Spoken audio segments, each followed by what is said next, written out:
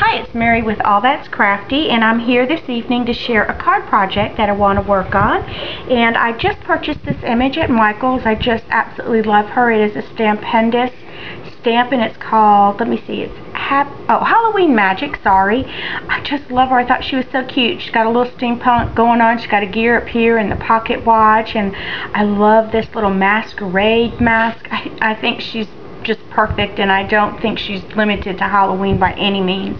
So this is the image I wanted to work with this evening. I will be stamping her with my Memento Tuxedo Black ink so I can color her with my Copics. I'm using for my paper for coloring with my Copics, I love the Cryogen White, and I get this from papertemptress.com. Love this paper. And also, here are the colors of my Copic markers. Hope you can see that. But I have RV 69, 95, 99, BV 20, 25, 29, NC 3, 5, and 9. As long as I don't change my mind. That's what we're going with.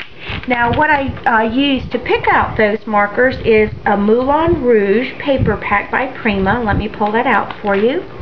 Here it is. This is the paper pack, and these are the colors that I chose. There's just a neutral one, and these are the ones I really was matching the Copics with. So those two colors there. This is something else I pulled out of my stash to work on, and it's a misting mat, and it's full of gears.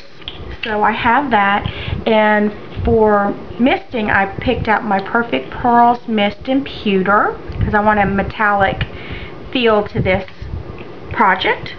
And I also used my Mono Multi from Tombow, and I created a mask so that I can stamp her on my Cryogen White paper and then mask over her with some distressing inks. And I chose my Antique Linen and Frayed Burlap. Not sure which one I'll go with because I need to do some color testing, and then I'll decide for sure.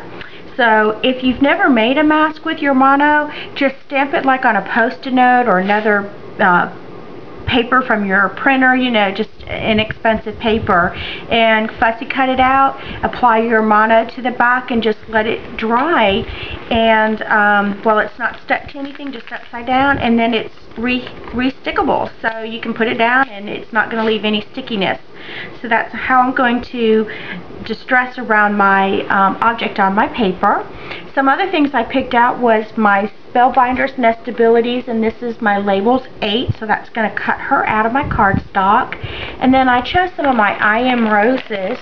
I have R20-805 and then G2310, so we'll see which ones of these I use. I definitely want to use some I Am Roses. I also just picked this up when I purchased the stamp, and I just love this clock right here, and it matched the stamp, so I had to get it. And these are fairly new to Michael's, these little metal objects, and a really good dollar value in my opinion. It's only $3.99 retail, so that was really good, and there's like 8 pieces of metal on there. And then I picked a Prima stamp collection, and I love this little tiny stamp that says "It's Time," and then it had the pocket watch as well on there, so I thought that was just perfect for my card. And I don't see a name off the top with this. If you want to know the name, just send me a message and I'll see, but I don't see a name off the top of this. But I did get it at Hobby Lobby. And then I picked some bling, and I have this. I just love this. Thought it was perfect for this card. And I believe I got this at Walmart. It was only like $1.97 a yard, so I thought it was really reasonable. And then one other thing that I picked was my Stampin' Up! Cog Punch. So, you know, love the gears, going with the gears on this project. And I also want to do some embossing on this image, like the gear and different things. So I pulled out my embossing powder, so I have sterling silver and black, and I do have Stampin' Up! Embossing powders, and these are just some old Stampin' Up! Stamp holders, and I just love to put my powders in here. I don't find them leaking out, and I don't like putting them back in the jar, so that works for me. And then I'm going to use my basic black Stampin' Up! Cardstock for mounting my card, and let's get started. Hi, it's Mary with All That's Crafty, and here's the card I made using the products I just showed you. I think it came out pretty good. I enjoyed putting this stamp behind her, and I used the Tim Holtz frayed burlap to distress it, and then the black soot around the edge.